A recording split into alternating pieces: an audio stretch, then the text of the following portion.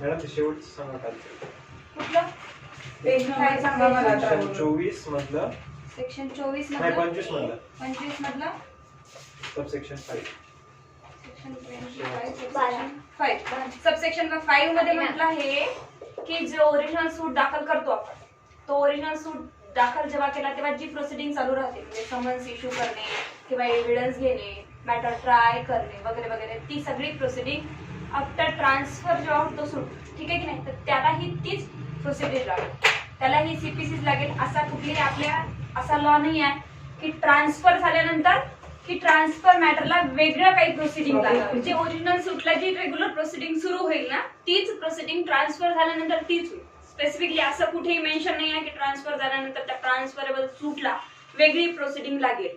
जसं सूटला रेग्युलर जी प्रोसिडिंग लागते तीच. आणि दुसरं अजून त्यात एक इन्क्लुडिंग आहे की ते कोर्टाच्या डिस्क्रिएशनवर आहे. सुमोटो पॉवर कोर्ट तिथे यूज करू शकतं की ज्या दिवशी माझ्याकडे ट्रान्सफर होऊन केस आली आहे, सूट आलेला आहे, त्यावेळेस तो कितपत झालेला होता, सर्व समन्स इश्यू केले का कोर्टाने, एव्हिडन्स घेतले का कोर्टाने आधीच्या जिथे ट्रान्सफर झाला नाही, मग तिथून पण तो पुढे कंटिन्यू करू शकतो. किंवा जर त्या नेक्स्ट कोर्टाला वाटलं, सबसिक्वेंट कोर्टाला जर वाटलं की नाही मला पूर्ण आधीपासून ट्राय करायचं सूट, तर तो आधीपासून ट्राय करू शकतो सूटवर. ठीक आहे. इन्स्टिट्यूशन ऑफ सूटची ऑर्डर 4 आहे. इन्स्टिट्यूशन सूट म्हणजे काय, काही नाहीये, दावा दाखल करणे एवढंच सांगितलं. दावा दाखल केल्याशिवाय सुरू होत नाही. So institution of suit section 26, every suit shall be instituted by the presentation of plaint.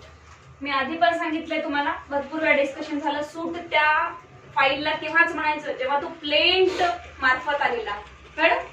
Plaint जेव्हा तयार करतं कोणी आणि नंतर तो प्लेंट टाकतं कोर्टामध्ये, त्यालाच सूट म्हणण्यात येईल. अदरवाईज मग काय होईल, तुमचं अप्लिकेशन होईल, पिटिशन होईल, ठीक आहे, दुसरं कोणती अदर प्रोसिडिंग होईल. पण सूट जेव्हा येतो, प्लेंट जेव्हा येतो तेव्हाच सूट. मग इन्स्टिट्यूशन ऑफ सूट कशाने सुरुवात होते लक्षात ठेवायचं, जेएमएफसी प्रिलिम्स वाल्यांनी प्लेंट, अदरवाईज नाही. So plaint or in such other manner as may be prescribed, or in such other manner as may be prescribed म्हणजे कोणते, मग आता दुसऱ्या कुठले पिटिशन्स असेल, ऍप्लिकेशन असेल, जे काही लागतात त्यामुळे इन्स्टिट्यूशन होईल. पण सूट म्हटलं काय तर प्लेंट येतं. ह्या दोन गोष्टी इथे लक्षात ठेवा. In every plaint fact shall be proved by affidavit. बघा हे अमेंडमेंट करून टाकलंय, जेव्हाही आपण प्लेंट दाखल करतो तेव्हा ऍफिडेव्हिट तुम्हाला लागतं. ठीक आहे. त्याच्यानंतर येतात आपण ऑर्डर 4 काढा. सरळ ऑर्डर 4 वर जाऊया. सूट टू बी कमेन्स्ड बाय प्लेंट. बघा सूट टू बी कमेन्स्ड बाय प्लेंट, जसं आपण आधी आता पाहिलं ना की प्लेंट जेव्हा दाखल करू तेव्हा सूट म्हणजे त्याद्वारेच सूट होईल. Every suit shall be instituted by presenting a plaint in a duplicate to the court or such officer as it appoints in this behalf. तर इथे काय म्हटलंय, कोर्टामध्ये तुम्हाला प्लेंट दाखल करायचा आहे सूट तयार होण्यासाठी तुमचा. मग एकदा तुम्ही जेव्हा प्लेंट दाखल करता त्या प्लेंटच्या तुम्हाला 2 कॉपीज द्यायची, एक जी ओरिजिनल आपण तयार करतो ती आणि त्याचीच एक झेरॉक्स कॉपी करून जेवढा तुम्ही दिलात तेवढाच पंच तुम्हाला दुसरा द्यायचा. प्लेंट का डबल द्यायचा तुम्हाला, कारण तीच प्लेंटची कॉपी परत तुम्हाला समन सोबत डिफेंडंटला पाठवायची असते, त्यामुळे डुप्लिकेट मॅनर मध्ये देणं कंपल्सरी आहे. Every plaint shall comply with the rules contain in order 6 and 7 so for as they are applicable. आता प्लेंट जे ऑर्डर दिली ना त्या रूल्स नुसार तुम्हाला प्लेंट बनवायचं ते नंतर बघूया. The plaint shall not deemed to be duly instituted unless it complies with the requirements specified in a sub rule 1 and 2. बघा सब रूल 1 and 2 मध्ये इथे सांगितलेलं आहे जसं त्या रिक्वायरमेंट तुम्हाला पूर्ण झालेल्या पाहिजे. त्याच्यानंतर सब रूल 2 मध्ये या the court shall cause the particulars of every suit to be entered in a book to be kept for the purpose of called the register of civil suit. एक कोर्टामध्ये रजिस्टर असतं सिव्हिल सूटचा, त्याच्यामध्ये तुमचा सूटचा number वगैरे राहील आणि मग तिथून तुमच्या सूटचा नंबर तुम्हाला मिळेल. काय हो, सूट नंबर 504 ऑफ द इयर 2020. असं ज्या प्रकारचे त्या वर्षात सूट आलेले आहे त्या प्रकारचा तुम्हाला सूट नंबर मिळेल. Such entries shall be numbered in every year according to the order in which the plaints are admitted. Year म्हणजे काय, आता समजा या वर्षीचा 2020 चा recovery of possession of immovable property असा स्पेसिफिक सूट आला आहे 200 नंबर, म्हणजे 200 तसे सूट आलेले आहे, हा 200 नंबरवरचा आहे. मग 200 आणि 2020 असा नंबर तुम्हाला केसचा पडेल त्या सूटच्या रजिस्टर. हे झालं इन्स्टिट्यूशन ऑफ सूट ऑर्डर 4. त्याच्यानंतर आता या ऑर्डर 5 समन्स अँड डिस्कव्हरी. आधी सेक्शन्स बघून घेऊया, नंतर लगेचच त्याची प्रोसिडिंग बघून घेऊया. समन्स अँड डिस्कवरी म्हणजेच काय? Summons and discovery means summons issue करायचं आहे तुम्हाला, कोणाला इन पर्सन या, अटेंड व्हा कोर्टामध्ये, विटनेस या वगैरे. डिस्कवरी मीन्स काही डॉक्युमेंट प्रोड्यूस करायचे असेल कोणा थ्रू तुम्हाला, तरी तुम्हाला काय करावं लागतं? मग समन्स त्यांना पाठवावं लागतं की हे डॉक्युमेंट्स तुमच्याकडे आहे ते आमच्या समोर आणून प्रोड्यूस करा. याच्यासाठी डिस्कवरी हा शब्द इथे दिलेला आहे. Section 27 summons to defendant. पहिला काय? Summons to डिफेंडंट. प्लेंटिफ कोर्टात आल्यानंतर, सूट फाईल झाल्यानंतर काय होईल? डिफेंडंटला कोर्ट समन्स पाठवेल. ठीक आहे, तर बघूया आता. Where a suit has been duly instituted. पहिला सेंटेन्स लक्षात घ्यायचा. समन्स तेव्हाच पाठवेल court where suit has been duly instituted. Properly institute झाला की नाही. आता यात काय बघेल कोर्ट? प्रॉपरली इन्स्टिट्यूट झाला सूट, याला कसं आपण एक्सप्लेन करणार? कोर्ट फी भरली का नाही? पहिले तर पाहिलं जाईल की कोर्टाच्या ज्युरिस्डिक्शन मध्ये मस्त काय ज्युरिस्डिक्शन मध्ये माझ्या, ठीक आहे की नाही. मग प्लेंटच्या ज्या रिक्वायरमेंट आहे त्या कम्प्लीट केल्या का? ऍफिडेव्हिट दिले का? ठीक आहे की नाही. डॉक्युमेंट जे रिक्वायरमेंट आहेत ते जेवढे प्लेंट सोबत लागतात ते दिलेत का? डुप्लिकेट मॅनर मध्ये अजून प्लेंट तुम्ही दुसरा दिलाय का समन्स पाठवण्यासाठी? ह्या जर प्रॉपरली इन्स्टिट्यूट त्या कोर्टामध्ये होत असेल, कोर्ट काय करेल? पहिले कॉग्निझन्स घेईल त्या सगळ्या गोष्टीचं आणि मग काय होईल? हे समोर इन्स्टिट्यूट झाला तर कोर्ट डिफेंडंटला समन्स पाठवेल. So where a suit has been duly instituted, a summons may be issued to the defendant to appear and answer the claim. मग आता समन्स पाठवेल की ये आणि आन्सर दे तुझ्यावर जे क्लेम लागलाय तो. May be serve in manner prescribed. मग आता सर्व इन मॅनर प्रिस्क्राइब्ड, आता मॅनर कुठे दिले आहे? ऑर्डर मध्ये. कशा प्रकारे समन्स जाणार? On such a day not beyond 30 days from the date of institution of the suit. हे कुणासाठी आहे? कोर्टासाठी नियम आहे हा, की ज्या दिवशी सूट इन्स्टिट्यूट झाला तुमच्या, तिथून इन्स्टिट्यूट प्रॉपरली झाला की नाही पहिले तर पाहून घ्यायचं. ज्या दिवशी कळलं कोर्टाला की प्रॉपरली इन्स्टिट्यूट झालेला आहे सूट, देन समन्स पाठवायचा 30 दिवसामध्ये डिफेंड. हे कोर्टासाठी आहे. सेक्शन 27 मध्ये केलेलं नेहमी लक्षात ठेवायचं. ठीक आहे. सेक्शन 28. मग तिथे कन्फ्युज व्हायचं नाही की डिफेंडंटनी किती दिवसात डब्ल्यूएस दाखल करायचं, ते ऑर्डर मध्ये दिले. Section 28 service of summons where defendant resides in another state. Another state मध्ये डिफेंडंट राहतो तर त्याला सर्व्हिस ऑफ समन्स कसा करायचा? कोर्टाचे नियम आहेत, कोर्टासाठी दिलेले सेक्शन सगळे. A summons may be sent for service in another state to such a court and in such a manner as may be prescribed by rule in force in that state. तुम्हाला सांगितलंय की आपले rules कोण बनवतो? High court आणि state बनवतो. जसे जसे रूल्स आपल्याला समन्स प्रोसिडिंगचे रूल्स हायकोर्ट बनवतो. ओके, सो जसे हायकोर्टाने रूल बनवले की 30 दिवसाच्या ऐवजी आपल्याला समजा एक एक्झाम्पल घेऊ की 40 दिवस देऊन टाकले आपल्याला या आपल्या कोर्टाला महाराष्ट्राच्या, सो त्या स्टेटच्या नियमानुसार कोर्ट समन्स पाठवणार. The court to which such a summons is sent shall upon receipt thereof proceed as if it had been issued by such a court and shall then return the summons to the court of issue together with the record if any of its proceeding with regard thereto. आता बाहेर state मध्ये जर summons पाठवायचं असेल तुम्हाला तर आपण जसं काल उदाहरण घेतलं होतं, काय उदाहरण घेतलं होतं? इथे महाराष्ट्राचं एक सबऑर्डिनेट कोर्ट आहे आणि इकडे कुठलं सबऑर्डिनेट कोर्ट आहे? तेलंगणाचं सबऑर्डिनेट कोर्ट आहे. मग महाराष्ट्राचं कोर्ट काय करेल? तेलंगणाच्या सबऑर्डिनेट कोर्टाला काय करेल? समन्स पाठवेल. जिथे ज्याचं ज्युरिस्डिक्शन येतं तिथे मग तो कोर्ट त्या व्यक्तीला समन्स पाठवेल. ठीक आहे. सो आणि हा कोर्ट कसं पाठवेल त्याला समज? जसं की माझाच आहे हा समन्स, मीच काम करते याच्यावर, आणि जसं समन्सचा रिप्लाय आला तो काय करेल? इकडे रिटर्न रिप्लाय पाठवेल, जे काही रिपोर्ट्स मिळतील ते. So where the language of the summons sent for service in another state is different from the language of the record referred to in subsection 2, a translation of the record. जर language different असेल ते ट्रान्सलेशनचा issue येतो, तिथे ते translate करतील किंवा मग त्या कोर्टालाच कळत नसेल तर काय होईल? In Hindi, where the language of the court issuing the summons in Hindi. जर हिंदी समजत असेल त्यांना तर तुम्ही काय करा? हिंदीतून पाठवा. In Hindi or English where the language of such a record is other than Hindi or English. बघा इथं काय म्हटलंय? जर हिंदी ही समजते की नाही याच्यामध्ये डाऊट असेल तर दोन्ही प्रकारे तुम्हाला समज पाठवावा लागेल, इंग्लिश मध्ये सुद्धा आणि हिंदी मध्ये सुद्धा. So in shall also be sent together with the record sent under that subsection. मग आता हे जे रेकॉर्ड आहे ना वरचा, जो हा कोर्ट याला पाठवणार होता तो सुद्धा याने पण तीच प्रोसिजर अप्लाय करायची की या कोर्टाला कुठली लँग्वेज समजते, इंग्लिश, हिंदी और अदरवाइज कुठली असेल ती त्या लँग्वेज मध्ये त्यांनी रिपोर्ट पाठवायचा. सिंपल आहे. हा क्वेश्चन कधीही विचारला जात नाही आणि कुठल्याही परीक्षेत येत नाही, पण लक्षात ठेवायचं.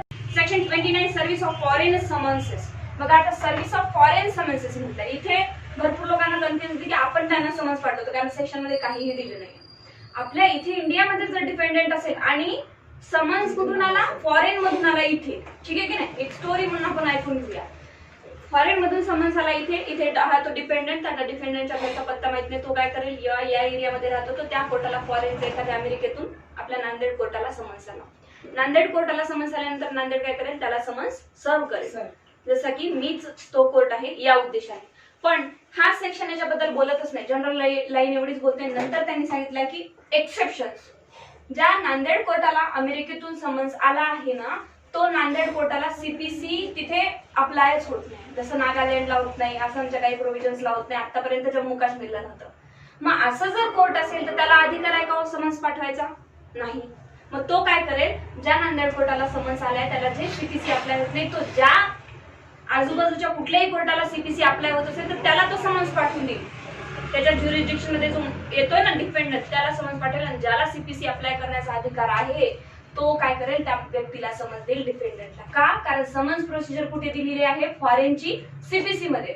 मग त्या कोर्टाला सीपीसी अप्लायच होत नसेल तर काय होईल, मग नाही पाठवणार तो दुसऱ्या कोर्टाला. त्याच्या ज्युरिडिक्शन मध्ये असेल तर, त्याच्या ज्युरिस्डिक्शन मध्ये असेल ना, त्याच्या ज्युरिस्डिक्शन मध्ये असेल आणि त्याच्या दुसरा कोर्ट कुठला येईल की हायर ज्युरिस्डिक्शन कुणाचं येतं, आता सुप्रीम कोर्टाचं तर ऑल ओव्हर ज्युरिस्डिक्शन, त्याच्यानंतर हायकोर्टाचं येतं, तर असं पाहिलं जाईल. आणि ज्युरिस्डिक्शन नसेलच कुठे तर मग तुम्हाला सरळ गव्हर्नमेंटशी कन्सल्ट करून त्याच्यावर काय करावं लागेल, तुम्हाला सेंट्रल गव्हर्नमेंटला गॅझेट काढावं लागेल, नोटिफिकेशन काढावं लागेल, तेवढ्या पर्पजफुल. तर नोटिफिकेशन काढून तो काय करेल, समन्स तुम्हाला सर्व करेल.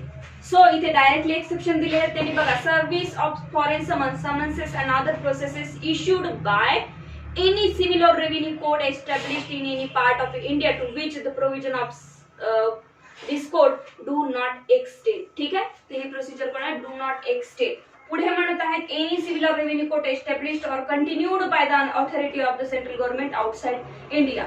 outside India आहे, ठीक आहे की नाही. outside India म्हणजे काय, आपण जम्मू काश्मीरला आधी outside India मानत होतो, लॉ नुसार आपण म्हणत नव्हतो बाय दी मॅप, बट आपला लॉ म्हणत होता कारण आपले लॉ तिथे अप्लाय होत नव्हते. मग जम्मू काश्मीरला जर समन्स पाठवायचं असेल फॉरेनवरून इथल्या कोर्टाला आला, डिपेंडंट कुठे राहतो, इमोबल प्रॉपर्टी इथे आहे. आता लक्षात घ्या, जिथे ज्युरिस्डिक्शन येतं इमोबल प्रॉपर्टीचं तिथे समन्स आला नांदेडमध्ये, पण डिपेंडंट काश्मीरला राहतो, मग त्याला कसा पाठवायचा, तर मग तसं ही प्रोसिजर तुम्हाला अप्लाय करावी लागेल. सो एखादा कोर्ट असा आहे की आउटसाइड इंडिया आहे पण त्याला सेंट्रल गव्हर्नमेंटची अथॉरिटी आहे, तर any other civil or revenue courts outside India to which the central government has by notification in the official gazette declared the provisions of this sections to apply. कळलं? जर नाहीच होत असेल, ज्युरिस्डिक्शन येत नसेल दुसऱ्या कोर्टाचं, तर मग काय करणार आहे तुम्ही, नोटिफिकेशन काढणार आहे central government. So may be sent to the courts in the territories to which this code extend and serve as if they were summonses issued by such a court. मग जर डायरेक्टली येत असेल jurisdiction कोणाची तर दुसऱ्या कोर्टाला देऊन तुम्ही काय करणार, तिथे त्याला सर्व करणार आहे. कळलं माधुरी, शिवानी? कळलं? Section 30 power to order discovery and the like. हा सेक्शन महत्वाचा आहे, लक्षात ठेवायचं. हे दोन महत्वाचे नव्हते.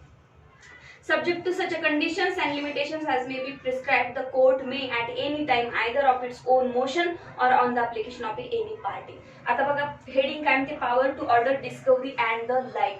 पॉवर टू ऑर्डर डिस्कवरी, पुन्हा इकडे काही डॉक्युमेंट आहे, माझा काही संबंध नाही केशी, पण माझ्या जवळ त्या केसेसचे रिलेटेड, त्या सूटच्या रिलेटेड काही डॉक्युमेंट आहे, काही आर्टिकल्स आहेत असे की जजला जजमेंट काढायला ते मदत करू शकतात. सो काय, मला समन्स पाठवेल कोर्ट की तुम्ही या आणि डिस्कवर करा.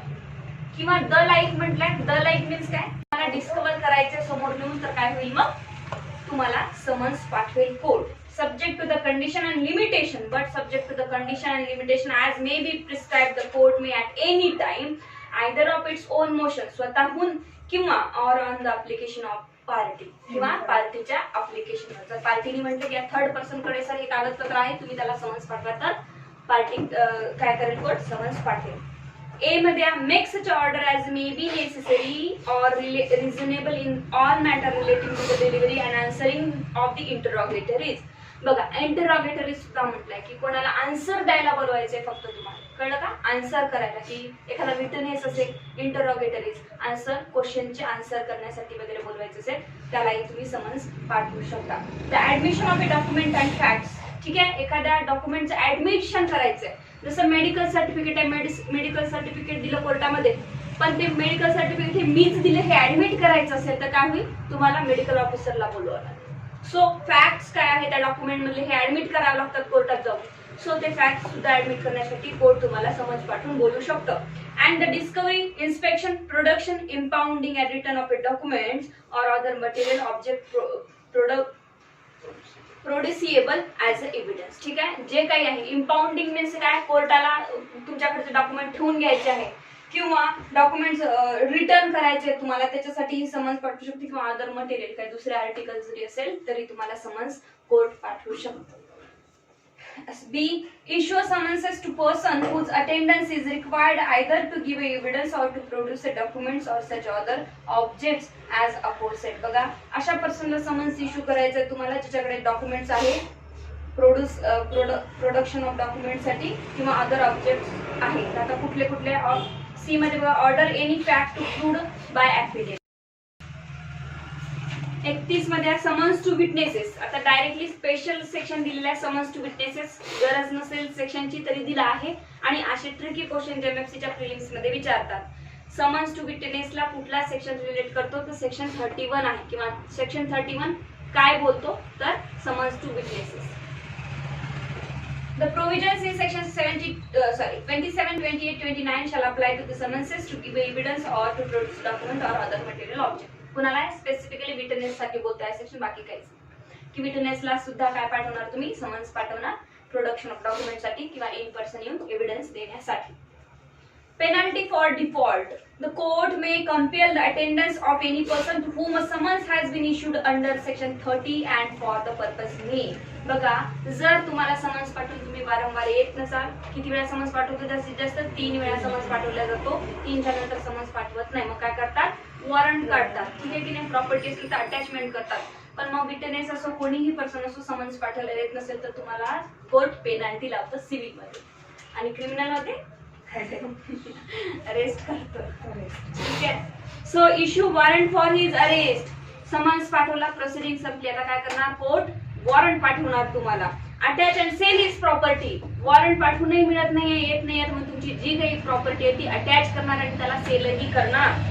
इम्पोज अ फाईन अपॉन हिम. त्याच्यावर फाईन इम्पोज करणार त्या पर्टिक्युलर पर्सनवर नॉट एक्सेडिंग 5000 रुपीज. बघा कितव्या नंबरची फाईन आहे, आपण किती फाईन झाले आतापर्यंत सीपीसी मध्ये पाहताय तसं बघा, दुसरीच आहे. गुड. ठीक आहे, पहिली काय होती सुप्रीम कोर्टाची, किती होती, 2000 रुपये होती. जर वॅक्शिशियस क्लेम दाखल केला तर वॅक्शिशियस अप्लिकेशन दाखल केलं ती दुसरी फाईन आहे. फाईन डायरेक्टली लक्षात ठेवायच्या, काही नाही, जेएमसीचे क्वेश्चन असेल खेळत तुम्ही पास करून टाका जर असं लक्षात ठेवा. दुसऱ्या नंबरची फाईन आहे, एका मागच्या पेजवर किंवा कुठेतरी असं लिहून ठेवायचंय.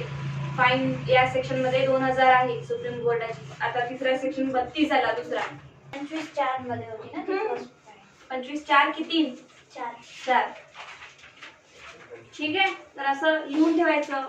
फाईन्स किती झाले आहे, 2000 प्लस आता ही 5000 पर्यंत फाईन लावू शकते तुम्हाला कोर्ट. नेक्स्ट आहे order him to furnish security. तर हे झाले तुमचे सेक्शन 32 पर्यंत. आपण पाहूया समन्सच्या ऑर्डर. ठीक आहे.